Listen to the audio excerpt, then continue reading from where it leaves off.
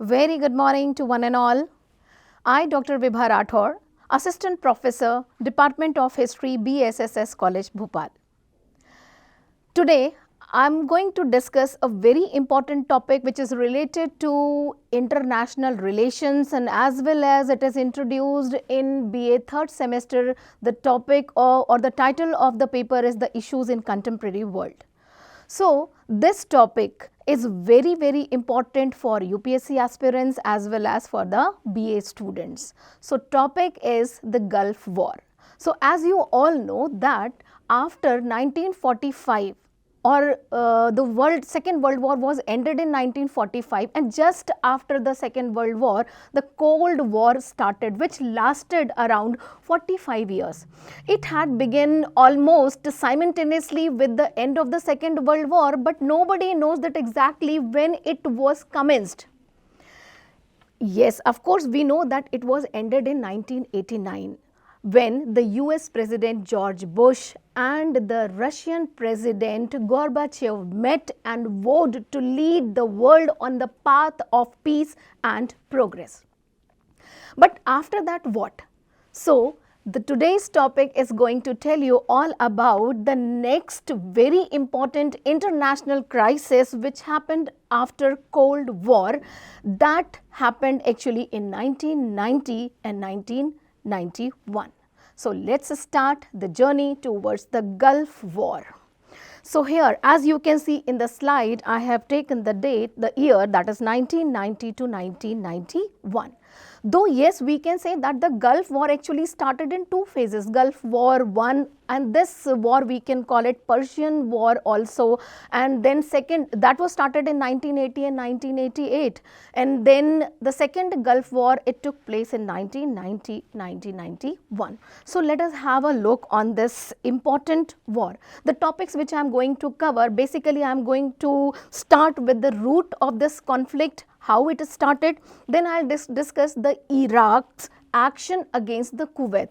Kuwait, you all know that it's a very rich country, and especially in the oil wells. Then second, then the third topic which I am going to cover, that is the conquest and the annexation of Kuwait, and third, how the Kuwait was liberated from the Iraq, and then the last topic which I will cover, that is the impact of Gulf War. So these topics we will discuss, and I hope that after the completion of this presentation, you will be able to know about that how the Gulf War started in country, what was the history behind that, and how it impacted the world and the country India. Before starting this presentation, I just want to ask few questions, and I hope that you all know it very well. That the first question, that is, it is all about the Middle East. So on which continent the Middle East located? The first question is, on which continent the Middle East located? I hope that everybody knows the answer. Maybe that Asia, the that West Asia, and a little bit part of North Africa also. Then the second question which I have taken, that is, who created most of the borders and the countries of Middle East? So dear students, try to find out the answer. It will be good, and gradually when you are going to find out the answer, definitely your GK will also improve. So these all are the basic questions which you should know before the study of this topic, Gulf War. Then the next question which I have taken, that is, which language is spoken in the most of the Middle East? Then next question, which country in the Middle East is considered the most holy to Muslims? So as you all know that Middle East, basically it is the Muslim populated area. So the question is, which country is considered most holy to Muslims? Here I have taken the map. So before studying any topic or any region, you should know about the geographical condition of that area. So here, this is the map. This is again a next question. Here I am going to ask you that which of the following is Iraq? So basically, when you are trying to find out the answer, you should know about the important area, that is the Persian Gulf. Here you can see this is the part of India, this is that Africa, here it is Europe, and this side it is all Mediterranean. This is Caspian Sea, Black Sea, Mediterranean Sea. So here you need to find out the area that where is Iraq, right? So Persian Gulf is the clue. So today you all are going to find out the map and try to find the countries Iraq and simultaneously find out the country Kuwait. Yes, of course, I'll show you in the next slide that where is the location of this particular country.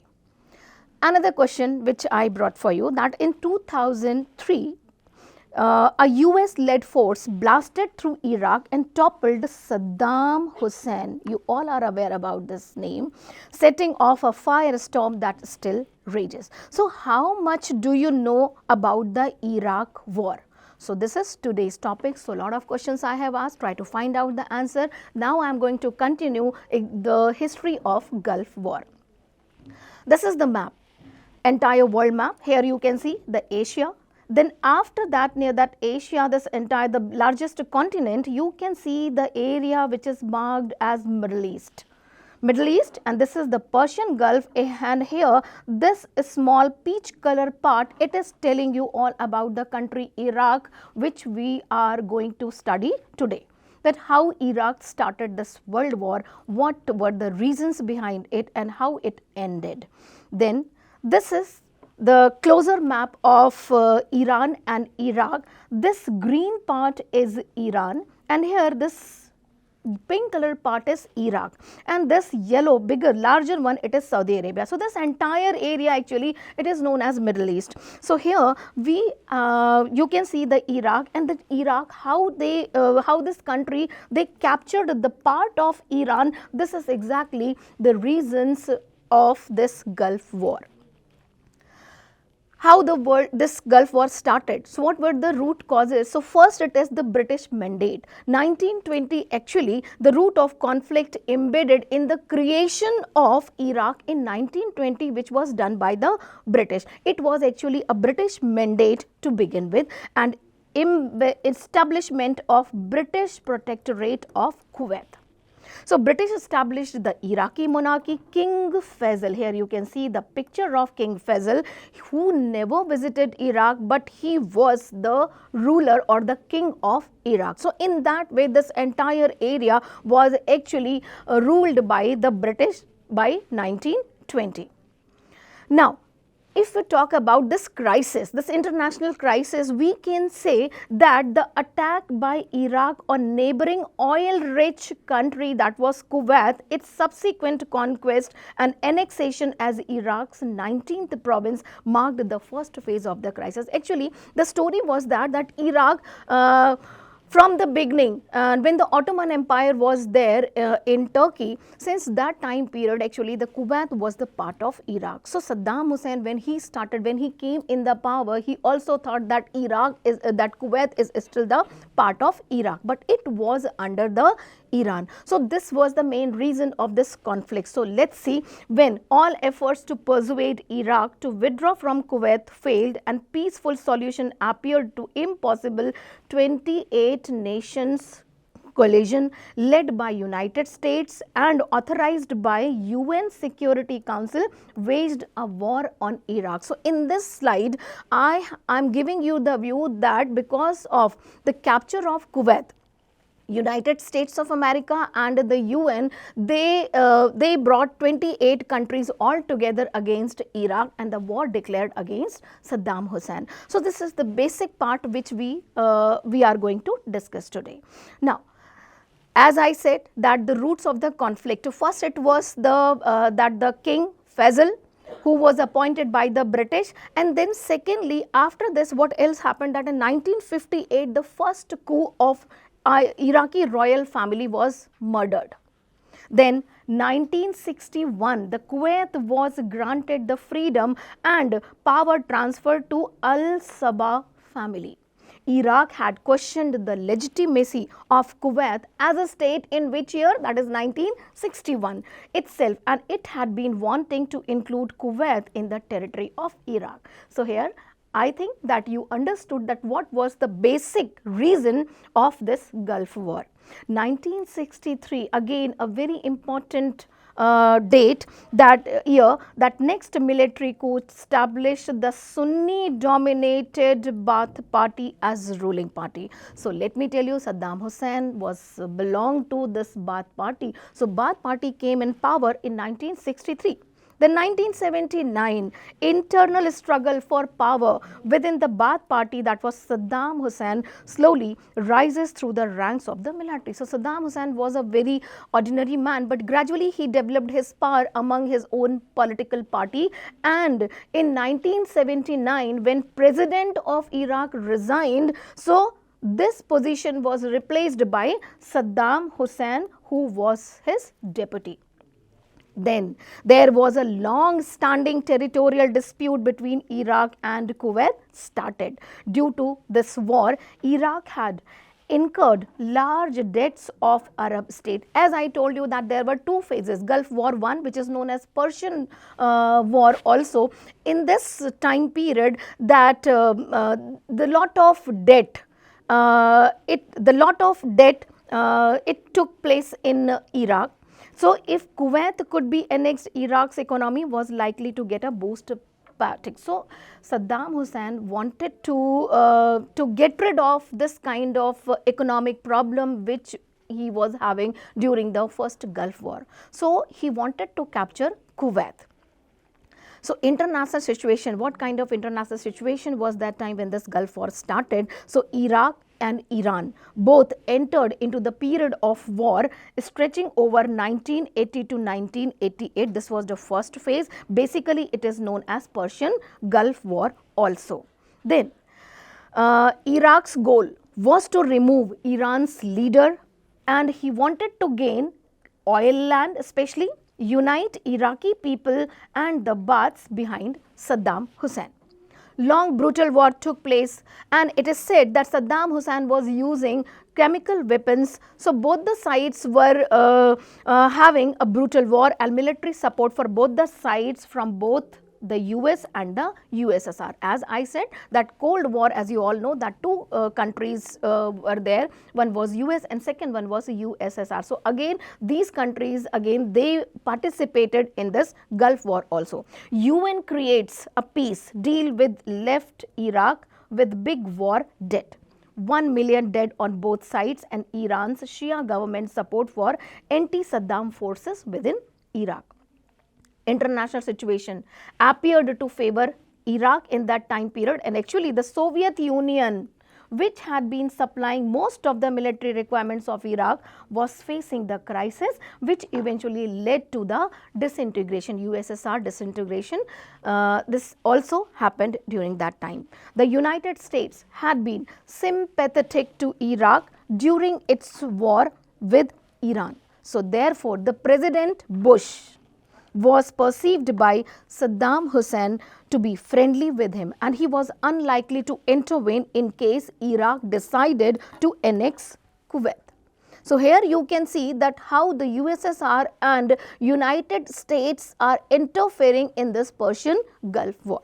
Saddam Hussein accused Kuwait and the UAE of overproduction of oil, leading to fall in its international prices, and he termed it kind of war against Iraq. At the end of long war between Iran and Iraq, the latter was perceived to be victor, although apparently the war had resulted in a stalemate. Iraq had failed to establish its hegemony in entire Gulf region, yet it was clearly one of the two major regional powers. Iraq possessed million-man army, advanced Soviet tanks and planes, and stockpile of chemical and biological weapons. Iraq's economy needed a massive infusion of funds for reconstruction. Then it was the time period of 1990. Then again a second Gulf War phase came. It was the beginning of Gulf War II. In the second half of July 1990, Iraq began large-scale preparation for the invasion of Kuwait. She deployed 35,000 troops, tanks and rockets from 3 elite divisions. America announced joint military exercise with UAE, that United Arab Emirates, and sent 2 additional warships as if lay down a mark of Saddam Hussein. The next day, Iraq demanded $2.4 billion compensation from Kuwait. Here, the 2 days talks between officials of Iraq and Kuwait failed on August 1, 1990. Iraq was now ready for invasion. Here you can see that the army is entering in Kuwait city, but Kuwait did not realize the seriousness of the crisis. You know that this entire Kuwait was captured by Iraq in only 6 hours. This was the game only of 6 hours. Conquest and annexation of Kuwait.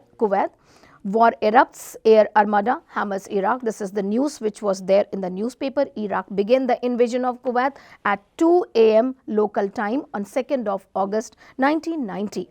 Iraqi tanks reached the capital so fast and Kuwait army had no time to offer any resistance. Within 6 hours, as just now I said, within 6 hours the Emirate of Kuwait had been conquered by Iraq. So Saddam Hussein became victorious. This is the site. Here you can see the invasion. This is Al-Kuwait. This is Ali Al-Salim Sabah Ab. Here you can see that how the forces came and how the area was captured. This is again a map which is telling you all about the main thrust. This is the Kuwait. This is Iraq. Here this is Baghdad. So how this area was captured by Iraq, this is given in this entire satellite map. The next, for Iraq, annexation of Kuwait was going to be a major economic gain because Kuwait was the richest region in that time period. So these gains actually were designed to overcome the serious economic difficulties which were faced by Saddam Hussein. So beside Kuwait's 310-mile coastline would improve Iraq's access to sea, so that Iraq could fulfill its ambition to be the hegemonial power in the Gulf region, and it could achieve the goal of preeminence in the Arab world. But it was not digested by all other powers in the world, so they started thinking the liberation of Kuwait. So the next topic, that how the Kuwait was liberated from Iraq. The liberation of Kuwait was a US-led military operation. Retake Kuwait from Iraq after the massive air campaign between 24 to 28 February 1991.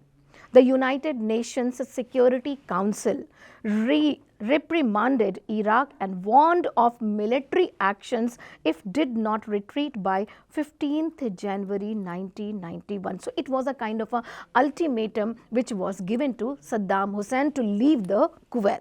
Saddam Hussein showed no intention to back off. He was rigid in this matter despite of US warning. Then the entry of United Nations took place and United Nations interfered. Then UN condemns the invasion of Iraq and demands Iraq withdraw by 1/15/91. This was the ultimatum, as I said, given by the different countries. What else? They wanted to place economic sanctions on Iraq. Then authorizes the use of force. Then US led, when ultimatum was not taken seriously by Saddam Hussein, the US-led coalition forces comprising more than 30 nations, they assembled their troops in Saudi Arabia. Then US leaders, here you can see the picture of President Bush. The second picture, it is the defense person, that Cheney, and then the chairman of the Joint Chiefs, that is Colin Powell, and the last it is the General Stoneman Norman. So these all are the US leaders who initiated a lot in the liberation of this Kuwait. Now I am going to talk about the building of coalition, that how this coalition was formed and how many countries initiated in that. The coalition included the US, the UK, the Saudi Arabia, Egypt, France, Canada, Syria, Morocco, Oman, Pakistan, the UAE, Thailand, Qatar, Bangladesh, Italy, Netherlands, Australia, Niger, Sweden, Philippines, Senegal, Argentina, Spain, Belgium, Bahrain, Poland, South Korea, Norway, Singapore, Czechoslovakia, Denmark, Greece, Hungary and New Zealand. So these all were the main countries. So here you can see not only the Middle East countries, some European countries also and some Asian countries also came up in this coalition. They were in the favor of Kuwait and wanted to liberate Kuwait. The coalition led by United States comprised more than 700,000 troops. Coalition launched a massive air campaign against Iraq. Here you can see the pictures. The largest contingent was of course that of the United States. It consisted of 527,000 Americans backed by approximately 1,500 aircrafts and mighty naval flotilla of 91 warships. US Navy also joined, not only the air army, the Navy also joined radar guided cruise missiles. You can see the picture. Then next it is again submarines and carrier air strikes. So in that way it was a massive war which took place in Gulf region, which is also known as Operation Desert Storm.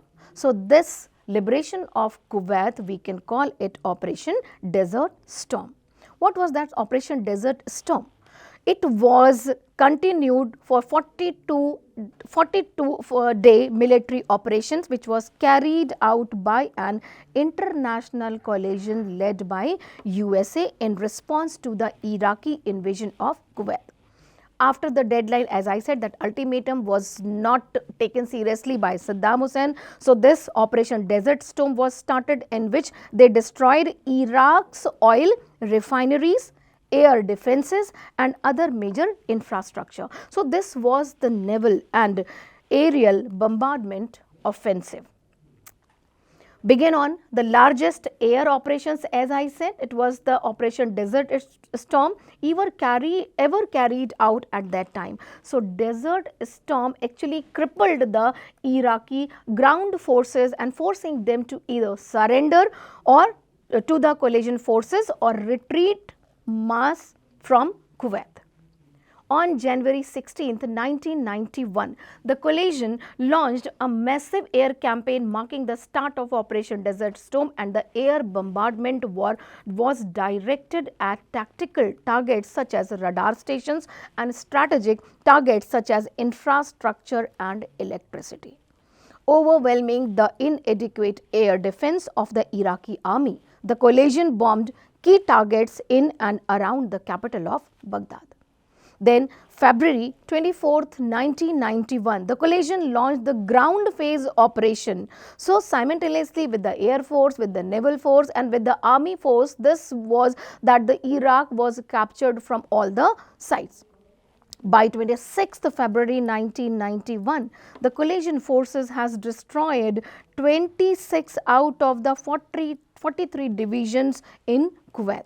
This was followed by another operation which is known as Operation Desert Shield, a ground offensive which started in February.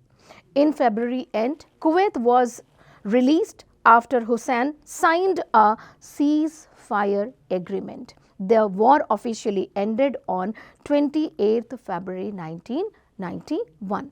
Though it was a one-year war, but it brought lot of problems, lot of damage, economic crisis in that Middle East.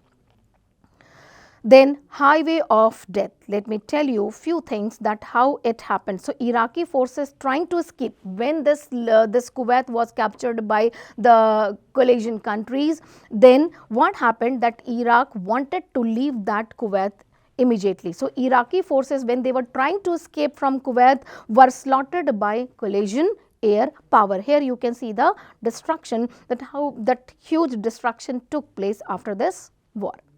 Now basically what were the impact of Gulf War? The crisis had begun a result of Iraqi military action against Kuwait, the latter country's annexation as Iraq's 19th province. So thus the direct impact was on Kuwait, who lost its sovereignty and regained it after the intervention of US led. So before that, Kuwait, which was a rich country, which was a politically very sound country, it lost their dignity after this war, but it was again recovered by US. So during 7th month long occupation of Kuwait, estimated 2,000 to 5,000 people were killed, several thousand were abducted, and they were rendered homeless. Large number of people fled. Kuwait's economy suffered, and particularly when Iraq put most of its oil field on fire. About 100 oil wells were burning till much after Kuwait regained its sovereignty. All this traumatized the people of Kuwait, which resulted in near universal anger, bitterness, and a fear of powerful Iraq. The Iraq and Saudi relations also affected. They were badly damaged. The Saudi government fully supported the US policies of maintaining UN sanctions against Iraq till Saddam Hussein was ousted. Nevertheless, Saudi Arabia was aware of her smaller population and a small though well-equipped army. During the Gulf crisis, Saudi financial resources were reduced by about $16 billion, but her oil fields remained intact. Israel boldly faced the Scud attacks but did not get provoked. Despite temptation to retaliate, Israelis listened to US advice and did not attack Iraq. Bush, the US president, issued an ultimatum on March 17, 2003, demanding that Saddam Hussein should step down from power and leave Iraq within 48 hours under threat of war. Hussein refused to leave his country, and the Second Persian Gulf War, more generally known as Iraq War, began 3 days later. Saddam Hussein was captured by US forces on December 13, 2003 and executed on December 30, 2006 for committing crimes against humanity. The United States would not formally withdraw from Iraq until December 2011. Now, coming to the conclusion, Gulf War was the first major crisis, as I said, after the end of the Cold War. So during this prolonged Iraq or Persian Gulf War from 1980-88, then 1990-91 and continued till 2003 or 2011, till then the proper democracy was not established in this area. So till then that Iraq had received full support from Kuwait as well as the United States. Thus Kuwait did not expect that Iraq would attack and annex her. Actually, Kuwait never thought that Iraq is going to capture this part. They were having very good relations, but it all disturbed because of this Gulf War. Then, in view of US dislike for new Iranian regime, Iraq did not expect that the Americans would oppose its adventure against Kuwait. So Kuwait was totally unprepared when Iraq launched a massive attack on her in August 1990 and conquered her in just 6 unequal hours. Then Kuwait was later proclaimed to be Iraq's 19th province. This was phase 1 of Gulf War. On the initiative of the United States, the UN Secretary Council took up the cause of Kuwait and tried to reason with Iraq to vacate its aggression. Soviet Union was passing through a difficult period which later ended in its disintegration. Then the Cold War ended and in effect USSR support the US position and UN resolutions. Then in between, Chinese also, they gave their support to Iran. When Iran failed to comply with the Security Council resolutions, the UN permitted the setting up of 28-nation coalition led by the United States to liberate Kuwait. So lastly, Iraq was more confident that it could not be thrown out of Kuwait, but Iraq was decisively defeated within 38 days of airstrikes and 4 days of ground fighting. So in that way, I just want to conclude that with the coalition of all these countries, they defeated the dictator Saddam Hussein and Kuwait was again captured. Though it was a great international crisis, but sovereignty of Kuwait was restored gradually and Al-Sabah returned to the owner of the country. So, the Gulf War turned out to be the first major gain of the United States after Second World War, a setback to Iraqi ambitions of hegemony in the Gulf and a victor of the United Nations. So, thank you all for giving me your patient ears. Have a good day. God bless you.